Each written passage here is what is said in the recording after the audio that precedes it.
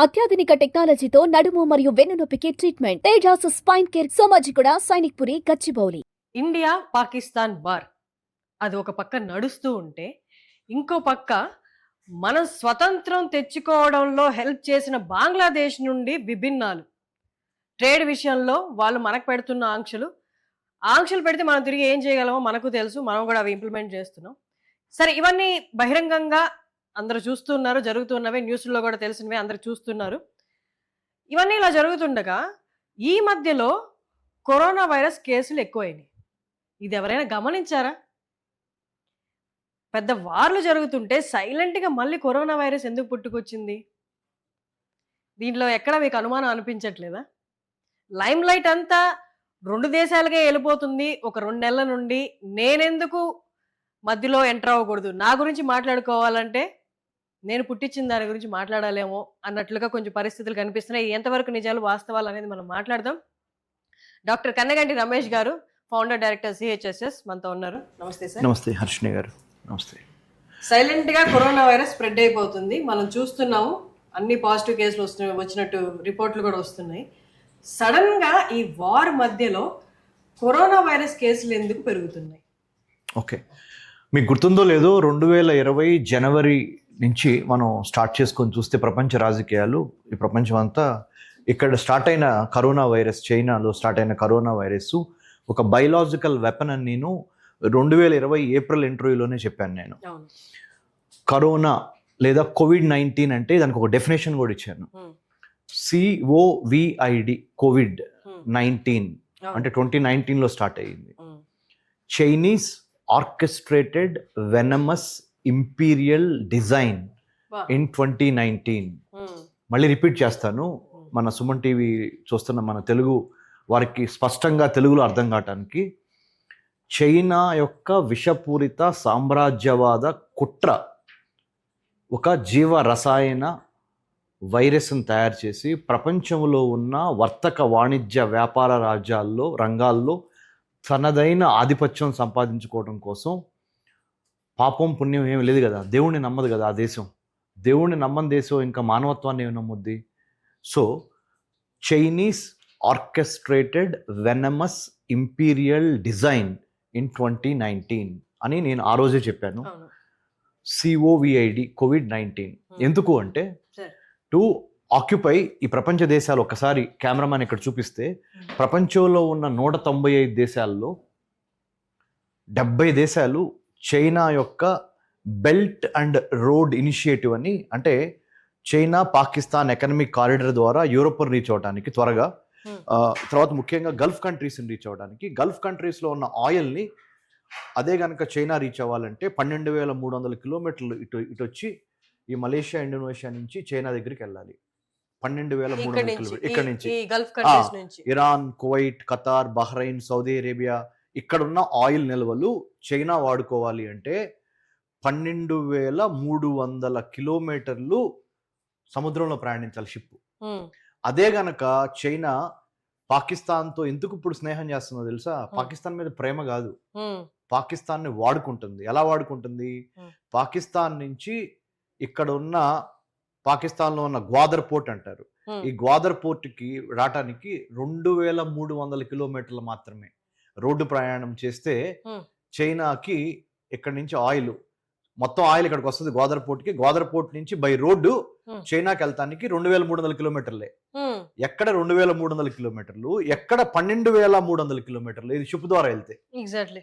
మరి ప్రతి ట్రిప్కి 10,000 కిలోమీటర్లు సేవ్ చేస్తుంది ప్రతి షిప్కి, ఎవరు? చైనా. దీన్ని బట్టి మీరు అర్థం చేసుకోవాల్సింది ఏంటంటే, అంతర్జాతీయ సంబంధాల్లో ప్రేమలు, ఎమోషన్స్ ఉండవు హర్షిణి గారు.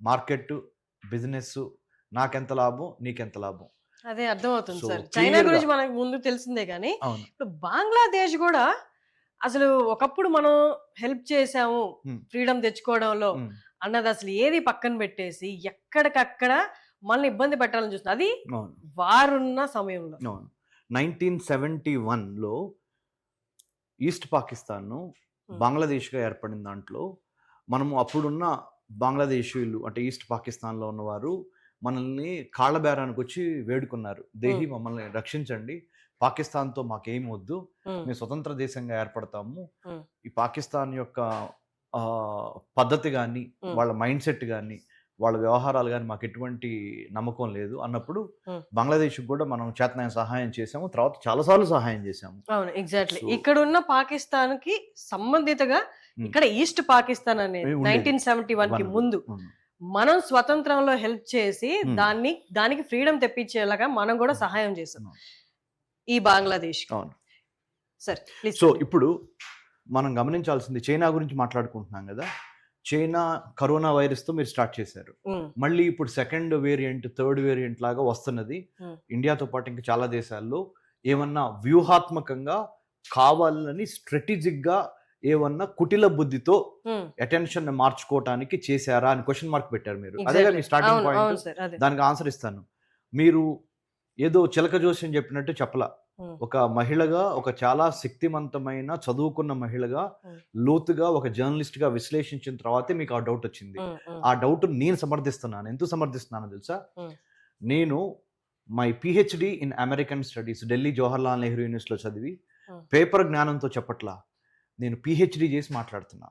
Number 1. Number 2, the intent of China, the content of China, the character of China, దాని pattern, communist party of China యొక్క అంటే ఒక రకంగా కుటిల నీతి ఎలా ఉంటుందంటే, జనానికి ఎటువంటి స్వేచ్ఛ ఇవ్వకుండా చైనాలో ఉన్న జనాలకి ఏకపక్షంగా అథారిటేటివ్గా డెస్పాటిక్గా ఆటోక్రాటిక్గా నిర్ణయాలు తీసుకుంటుంది communist party of China. So ఒకవైపున అమెరికా ఐటీ రంగంతో తనదైన స్టైల్లో దూసుకుపోతుంది.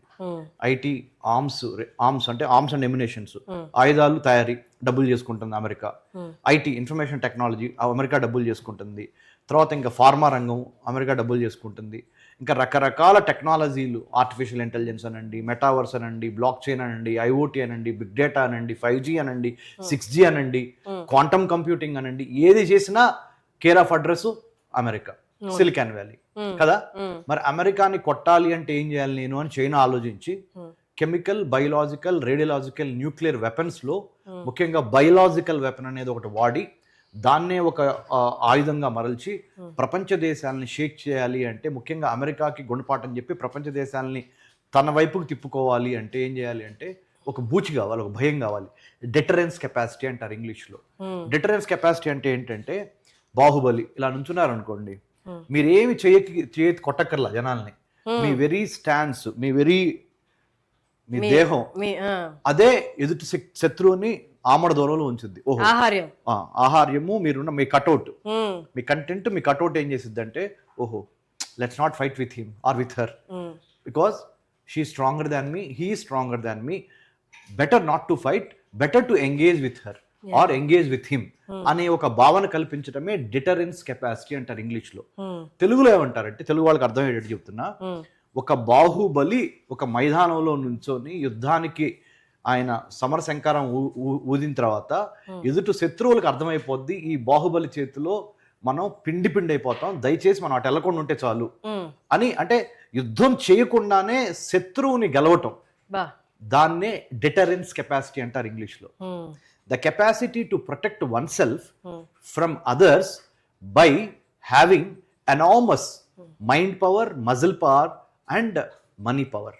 That's called deterrence capacity. ఆ deterrence capacity ని దాన్ని చైనా దానికోసం దాన్ని అర్థంగా చేసుకొని దాన్ని అడ్డంగా పెట్టుకొని, అంటే మ్యానుఫ్యాక్చరింగ్ స్పేస్లో, సైబర్ స్పేస్లో, మ్యారిటైమ్ స్పేస్లో, పొలిటికల్ స్పేస్లో, సర్వీస్ సెక్టర్ స్పేస్లో ఒక జాతి, ఒక దేశము ఔన్నత్యం చెందాలి అంటే ఇప్పుడు నేను చెప్పిన అన్ని స్పేస్లు చాలా ఇంపార్టెంట్. సైబర్ స్పేస్లో కెపాసిటీ ఉండాలి. మ్యారిటైమ్ స్పేస్ అంటే సముద్ర మార్గం ద్వారా వర్తక వాణిజ్య వ్యాపారాలు. హర్షిని గారు, 70% మీరు వేసుకున్న ఇప్పుడు దుస్తులు, నేను ధరించిన దుస్తులు, ఇవన్నీ చాలా తక్కువ స్థాయిలో ఉత్పత్తి అవుతాయి దేశంలో. ఎక్కువ స్థాయిలో మనకి వేరే వేరే దేశాల నుంచి మనకి ఇక్కడికి ఎలా వస్తాయి? Not by aeroplane, not by train, not by road, by ships. 70%, 70% of the world trade depends upon shipping. There are important shipping lanes అనమాట. అంటే ఇక్కడ చూడండి, మీరు గమనిస్తుంది రెడ్ సీ, ఇక్కడ రెడ్ సీ గమనించారా మేడం? ఏ రెడ్ సీ, ఇక్కడ నుంచి ఆయిల్, యెమెన్లో హౌతీ రెబల్స్ ఉన్నారు, ఒమాన్ అనేది మంచి country. Saudi Arabia is known for oil and Mecca Medina ఇక్కడ ఉన్నాయి. Bahrain very important oil rich country. Qatar very important oil rich country. Kuwait very rich oil country. Iran is a big again oil rich country. ఇక్కడ నుంచి oil చైనాకు అవసరం. అందుకని ఏం చేస్తుంది పాకిస్తాన్, ఆఫ్ఘనిస్తాన్, ఈ మిగతా ఇస్లామిక్ కంట్రీస్, ఈ తుర్కమెనిస్తాన్, ఉజ్బెకిస్తాన్, కిర్గిస్తాన్, తజికిస్తాన్, దీన్ని సెంట్రల్ ఏషియా అంటారు. అంటే రష్యాలో ఇదివరకు యుఎస్ఎస్ఆర్ లో భాగం ఇవి. వీటన్నిటిని కలుపుకొని చైనా ఏం చేస్తుందంటే ముఖ్యంగా ఇక్కడ నుంచి ఆయిల్ చైనాకి వెళ్ళాలి అంటే ఈ 12,300 కిలోమీటర్లో టైం పట్టుద్ది, డబ్బులు ఎక్కువ ఖర్చు అవుతాయి షిప్పుల ద్వారా వెళ్తే. అందుకని పాకిస్తాన్లో చైనా పాకిస్తాన్ ఎకనామిక్ కారిడార్ అని సిపెక్ అంటారు. దాన్ని నిర్మించి పాకిస్తాన్కి డబ్బులు ఇచ్చి డెట్ ట్రాప్ డిప్లొమసీ ద్వారా, అంటే మీకు మీరు తీర్చలేనంత అప్పు మీకు ఇస్తా, ఇచ్చి ఏం చేస్తాను మీ ఇంట్లో నుంచి లేకపోతే మీ స్థలంలో నుంచి లేకపోతే మీ ఏరియాలో నుంచి నాకు ఒక రోడ్ వేసుకునే అనుమతి ఇవ్వండి అని అడుగుతా మిమ్మల్ని. అంతే, చిన్నది మీరేమంటారు, ఓకే రోడ్డేగా అడిగింది అని రోడ్ అనుమతిస్తారు. లేకపోతే ఒకటే అంట, హర్షిని గారు మీకు చాలా పోర్ట్లు ఉన్నాయి కదా, మీ దగ్గర చాలా పోర్ట్స్ ఉన్నాయి, ఎయిర్పోర్ట్స్ ఉన్నాయి కదా, మీరే ఒక దేశం అనుకోండి హర్షిని గారు, ఒక్క పోర్ట్ వాడుకుంటానండి, ఒక్క 99 సంవత్సరాలు లీజ్ ఇవ్వండి, నాకు మిగతా పోర్ట్లు ఏమొద్దు, ఒక్క పోర్ట్ చాలు. మరి మీరు నాకు ఎంత డబ్బులు ఇచ్చారు, చాలా డబ్బులు ఇచ్చాను కదా, మరి మీకు హర్షిని ఇచ్చాను కదా, మరి హర్షిని గారు మీకు మీ అవసరానికి నేను నిలబడ్డాను కదా, నేను అడిగింది ఏం అడిగాను, అది నాకు రాసిమ్మని అడగలా, లీజ్ ఇమ్మని అడిగా అని చైనా ఆ విధంగా డెట్ డిఈబిటి, డెట్ అంటే అప్పు, ట్రాప్ అంటే ఉచ్చు, డెట్ ట్రాప్ డిప్లొమసీ దౌత్యము, డబ్బులిచ్చి ఉచ్చు వేసే దౌత్యము. దీన్ని చాలా జాగ్రత్తగా వాడతా. బెల్ట్ అండ్ రోడ్ ఇనిషియేటివ్ ద్వారా, అంటే రోడ్డు మార్గం ద్వారా, ఇక్కడ నుంచి చైనా రోడ్డు మార్గం ద్వారా పాకిస్తాన్ నుంచి, ప్లస్ ఇది సముద్ర మార్గం ద్వారా బెల్ట్, దీన్ని బెల్ట్ అంటారు, దీన్ని రోడ్ అంటారు. ఈ బెల్ట్ అండ్ రోడ్ ఇనిషియేటివ్ ద్వారా, అంటే సముద్ర మార్గం ద్వారా రోడ్డు మార్గం ద్వారా చైనా 72 కంట్రీస్ చేత సంతకం పెట్టించింది బెల్ట్ అండ్ రోడ్ ఇనిషియేటివ్ మీద. ఏమని, ఎంతో కొద్ది స్థలం వాళ్ళకి ఇవ్వాలి, ఏమొద్దండి మీకు కావాల్సిన అప్పు నేను ఇస్తాను, మీ దగ్గర ఆరోగ్య సమస్య, మిగతా సమస్యలు ఉన్నాయి, లేకపోతే ఆరోగ్య సమస్య, విద్యా సమస్య, ఉపాధి సమస్య, మీ దగ్గర ఇన్ఫ్రాస్ట్రక్చర్ లేదు, అవన్నీ నేను కడతా, మీకు అసలు ఆ గొడవే వద్దు. ఈ సమస్యలు తీర్చడానికి నేను మిమ్మల్ని ఏమడుగుతున్నాను, ఏం అడగట్లేదు, మీ దేశాన్ని నాకు తాకట్టు పెట్టమంటున్నాను. దీన్ని నియో కొలోనియలిజం అంటారు. బ్రిటిష్ వాళ్ళేమో బలవంతంగా బల ప్రయోగం చేసి మీ దేశంలోకి వచ్చి వర్తక వాణిజ్య రూపాల్లో లోపలికి మేము ట్రేడ్ చేస్తామని వచ్చి తర్వాత బానిసలుగా మార్చుకున్నారు. అదేంటి కొలోనియలిజం, అది ఇది నియో కొలోనియలిజం. అంటే స్మార్ట్ గా I will not come to your home, I will not pseudo colonialism. అంతే, ఒక రకంగా నేను మీ ఇంటికి రాను, మీ ఇంట్లో కూర్చోను, మిమ్మల్ని ఇబ్బంది పెట్టను, నేను నా ఇంట్లోనే ఉంటా, మీరు మీ ఇంట్లోనే ఉండండి. కాకపోతే మీ ఇంట్లో ఒక లాస్ట్ ఏదో మీరు వాడని ఒక గది ఉంటుంది, ఆ గది నాకు అద్దెకిస్తే చాలు, మిగతా నేను చూసుకుంటా. దట్ ఈస్, అంటే ఇది ఎంత విపులంగా ఎందుకు చెప్తున్నాను అంటే, సుమన్ టీవీ చూసే మన తెలుగు వారు బాగా చదువుకున్న వాళ్ళు ఉంటారు, మోస్ట్ ఎడ్యుకేటెడ్, నార్మల్గా కార్మిక కర్షక రైతు నార్మల్గా ఉంటారు. అందరికీ అర్థమయ్యే విధంగా అరటిపండు వలిచి చేతిలో పెట్టినట్టుగా చెప్పాలి సబ్జెక్ట్, అందుకని అట్లా చెప్తున్నాను. సో ఇదేంటి, ఇప్పుడు నెక్స్ట్ మీరు ఇక చైనా బిఆర్ఐ గురించి మాట్లాడాను, చైనా కోవిడ్ గురించి మాట్లాడాను. కోవిడ్ అంటే ఏంటో డిఫైన్ చేసి చెప్పాను మీకు. చైనీస్ ఆర్కెస్ట్రేటెడ్ వెనమస్ అంటే ఏంటి, విషం. చైనీస్ ఆర్కెస్ట్రేట్ అంటే డిజైన్ చేయటం. చైనీస్ ఆర్కెస్ట్రేటెడ్ వెనమస్ ఇంపీరియల్ సామ్రాజ్యవాదము, చట్రము అంటే structure. Chinese orchestrated venomous imperial design in 2019 to occupy 5 spaces అని చెప్పాను. ఇప్పుడు అదే దాన్ని మళ్ళీ మీరు అన్నారే, చైనా అటెన్షన్ సీక్ చేయాలి, ప్లస్ చైనా ప్రపంచ రాజకీయాల్లో, ప్రపంచ ఆర్థిక వ్యవహారాల్లో తనంటూ ముద్ర వేసుకోవాలి, అమెరికాని కొట్టాలి, భారత్ని భయపెట్టాలి అంటే ఇలాంటి ఒక స్మార్ట్ గేమ్ ఆడటానికి తెర వెనకుండి. కానీ మన భారతదేశం మువ్వెన్నెల జెండా గుండెల నిండా కప్పుకొని ఎందుకు వచ్చాను అంటే, ఇలాంటి కుట్రలు కుతంత్రాలు ఎన్నో చూసాం, దునియా చూసాం boy. India is capable because we are a civilisational power. నిన్న మనం పుట్టింది కాదు భారత్, 6000 సంవత్సరాల నుంచి వేద భూమితో మనం అఖండ భారత్తో మనము ఇక్కడి నుంచి మన భారతదేశం ఇక్కడి నుంచి ఉండేది, ఇక్కడి నుంచి ఇక్కడి వరకు మన భారతదేశం ఉండేది అఖండ భారత్. మనం మళ్ళీ అటు చెప్తున్నా, అంటే అంత పెద్ద గొప్ప సామ్రాజ్యాన్ని ఏలిన భారత్ అంటే ఏంటో కూడా చెప్తాను మేడం మీకు. BHARAT భారత్ అంటే building A harmonious and audacious Raj to advance talent, trade, technology, and to denounce, decimate, destroy terrorism. Bharat, BHARAT, Bharat అంటే హార్మోనియస్గానే ఉంటా, అంటే అందరితో కలిసి ఉంటానే, అడాషియస్ అంటే ధైర్యంగా ఉంటానే, మన రాజ్యాన్ని మనం నిర్మించుకొని దేన్ని అడ్వాన్స్ చేద్దాం అనుకుంటున్నాం? టాలెంట్ని అడ్వాన్స్ చేద్దాం అనుకుంటున్నాం, ట్రేడ్ని అడ్వాన్స్ చేద్దాం అనుకుంటున్నాం, టెక్నాలజీని అడ్వాన్స్ చేద్దాం అనుకుంటున్నాం. మన పొరుగు దేశమైన పాకిస్తాన్ ఏం చేస్తుంది? Advancing terrorism, state sponsored terrorism, state initiating terrorism, state sponsored terrorism. Osama bin Laden ఎక్కడ నేషనల్ పాలసీయే టెర్రరిజం కదా సార్. కరెక్ట్ చెప్పారు హర్షిని గారు. వాళ్ళ యొక్క విదేశాంగ విధానంలో, వాళ్ళ యొక్క మిలిటరీ విధానంలో ఒక పాలసీ ఏంటంటే టెర్రరిజాన్ని ఉత్పత్తి చేయడం ద్వారా, టెర్రరిజాన్ని వేరే దేశాలకి ఎక్స్పోర్ట్ చేయడం ద్వారా డబ్బులు సంపాదించుకోవాలి. వాళ్ళు పబ్లిక్ గా అనౌన్స్ చేశారు కదా సార్, వాళ్ళ doing the dirty job for America అని. అబ్సల్యూట్లీ మంచి మాట, కట్టడానికి బాగా మీరు గుర్తుపెట్టుకొని చెప్పారు. ఆ దేశ రక్షణ మంత్రి, ఈ పాకిస్తాన్ దేశ రక్షణ మంత్రి చెప్పిందే ఏం చెప్పాడు? 40 ఏళ్ల నుంచి మేము మా హ్యాండ్స్ డర్టీ అయిపోయినాయి, యూరోప్కి అమెరికాకి తొత్తులుగా వ్యవహరిస్తా వాళ్ళకి అవసరమైన ముజాహిద్దీల్ని, వాళ్ళకి అవసరమైన టెర్రరిస్టులు మేము మ్యానుఫ్యాక్చర్ చేస్తున్నాము. చూడండి మరి, ఒకేసారి పుట్టాము మన ఇద్దరం. ఇక్కడ మనం పుట్టాము, ఇక్కడ వాళ్ళు పుట్టారా? మనం ఎక్కడ ఉన్నాం, వాళ్ళు ఎక్కడ ఉన్నారు? మన జీడిపి అంతా, మన మిలిటరీ పవర్ ఏంటి, మన ట్రేడ్ ఏంటి, మన టెక్నాలజీ ఏంటి, మన స్మార్ట్నెస్ ఏంటి, మన అచీవ్మెంట్స్ ఏంటి, సైన్స్, టెక్నాలజీ, ఇంజనీరింగ్, మ్యాథమెటిక్స్, మెడిసిన్లో ఇండియా ఎక్కడుంది? అదే విషయాల్లో పాకిస్తాన్ ఎక్కడుంది? అదే సార్, మరి ఇప్పుడు ఈ పాకిస్తాన్ జీడిపి ఎంతో తెలుసు, ఇండియా జీడిపి ఎంతో తెలుసు, బట్ స్టిల్ యుద్ధానికి కాలు దూతుంది అంటే చెప్పకుండానే అందరికి తెలిసిన విషయం ఏంటి అంటే మనకన్నా జీడిపి ఎక్కువ ఉన్న చైనా దాని వెనకాల ఉంది అని. సో దానికి అంత కెపాసిటీ లేదు మనల్ని డైరెక్ట్ గా కొట్టేంత. మనకన్నా జీడిపి ఎక్కువ ఉన్న చైనా సపోర్ట్ చేస్తేనే కానీ అది జరగదు. సో లాజికల్ గా అందరికి తెలిసిందే. అండ్ ప్రస్తుతానికి పిక్చర్ లోకి రాకుండా వెనకాల ఉంది, కానీ అటెన్షన్ అంతా రైట్ నౌ ఎవరి మీద ఉంది? ఇండియా మీద ఉంది, పాకిస్తాన్ మీద ఉంది కొద్దో గొప్ప. ఇది కాదు అంటే యుఎస్ మీద ఉంది. ఎందుకంటే ట్రంప్ బయటకు వచ్చి ట్వీట్ చేశారు ఏమని, నేనే వాళ్ళ మధ్య సామరస్యం కుదిర్చాను అని. సో ఈ మూడే ఎందుకు రావాలి, అన్నిట్లో నేను ఎక్కడ వెనకబడి ఉన్నాను అని చెప్పి కోవిడ్ని ముందుకు నెట్టిందా అన్న సందేహాలు కూడా వస్తున్నాయి. ఎందుకంటే ఈ పరిస్థితిలో అలాంటి మళ్ళీ రావడం. దానికి ఆన్సర్ ఇస్తున్నాను. మీరు క్వశ్చన్ అడిగారు కదా బిగినింగ్ లో, ఆన్సర్ చెప్తున్నా. 100% everything is fair in love and war అని చైనా నమ్ముద్ది. ప్రతి తంత్రాన్ని, ప్రతి కుయుక్తిని, ప్రతి కుట్రని చైనా తన యొక్క బుక్లో నుంచి బయటికి తీసి వాడుతుంది. అవసరమైతే చైనాలో మీరు అడగొచ్చు ఎవరన్నా క్వశ్చన్, చైనాకి ఏమన్నా పిచ్చా, కరోనా వైరస్ని రిలీజ్ చేసుకుంటే మరి వాళ్ళ జనాలే చనిపోతారు కదా అని. అరే బాబు, మనం ఆలోచించాల్సింది ఏంటంటే మానవ జీవితం మీద ప్రేమ, విలువ ఉన్న దేశాలు మైండ్ సెట్ వేరుంటుంది. పోతే పోయారు, మా దేశంలో ఒక 10 లక్షలు, 20 లక్షలు, 30 లక్షలు, కోటి మంది పోయినా పర్లేదు మాకు, మేము మట్టికి ప్రపంచాన్ని ఏలాలి అనే ఒక మూర్ఖత్వ మనస్తత్వం ఉంటుంది. It's all about mind set. మన మైండ్ సెటే కదా మన జీవన గమనాన్ని నిర్దేశించేది. మేబీ ఇంకొక పాయింట్ లో కూడా చూడొచ్చు సార్, మొన్నటి దాకా పాపులేషన్ ఎక్కువ ఉంది, పాపులేషన్ తగ్గించుకోవడానికి ఇంటికి ఒక చైల్డ్ అని పెట్టారు. ఇప్పుడు పాపులేషన్ నార్మల్ గా ఒక కంట్రీ ఎందుకు పెంచుకుంటది అంటే యుద్ధం వచ్చినప్పుడు మన బలం ఎంత, వాళ్ళ బలం ఎంత అని చూపించుకోవడానికి. ఇప్పుడు మానవ బలాలతో సంబంధం ఏముంది? మన దగ్గర nuclear bombs, technology related bombs.